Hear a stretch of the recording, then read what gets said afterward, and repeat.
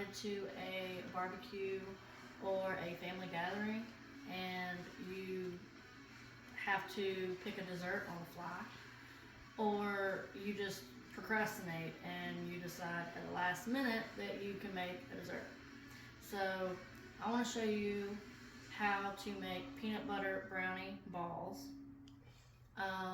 So the ingredients are going to be the powdered sugar, peanut butter, which is creamy. I like the creamy, it's a lot smoother for a texture than the crunchy. And then the fudge mix, you can do any of the fudge mixes. Um,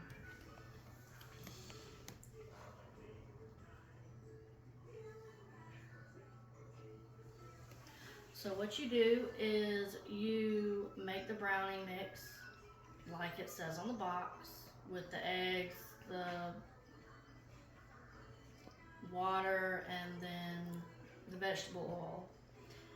Once you take it out of the oven, you set it aside so it's just cooling off, and you start making the peanut butter balls. So what that consists of is the powdered sugar and peanut butter and a little bit of tablespoon of vanilla.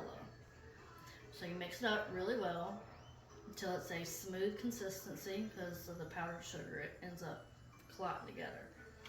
So depending on the consistency, you can either add more of the powdered sugar or more of the peanut butter to make it more creamy. That will end up being covered and put into the freezer for about 30 minutes to let it chill. So while that's happening, then you start making the peanut butter icing, which is what's drizzled on top of it.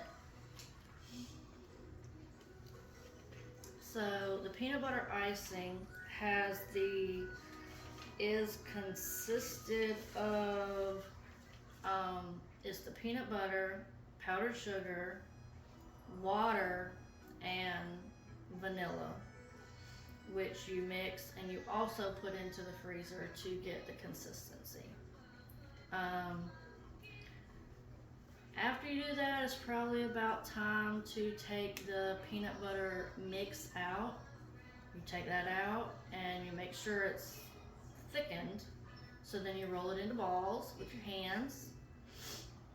And you make sure that they're kind of bite size, not like too big, not too small either, which you then put back into the freezer so it is formed enough to when you roll it with the brownie. So at the end, you can just drizzle it with the peanut butter icing. So Erin from Erin Lives Whole, she suggested making a healthy dessert, which is the coconut sugar instead of powdered sugar, and then the baking powder, cocoa powder, coconut oil, and almond flour instead of the brownie mix to make it healthier. You can also add almonds, walnuts, pecans if you want anything crunchy, or you can do the crunchy peanut butter like I said in the beginning, but I like the creamy. Cooking Panda also recommended that you can use the crushed graham cracker instead of powdered sugar to get that consistency of the thickness.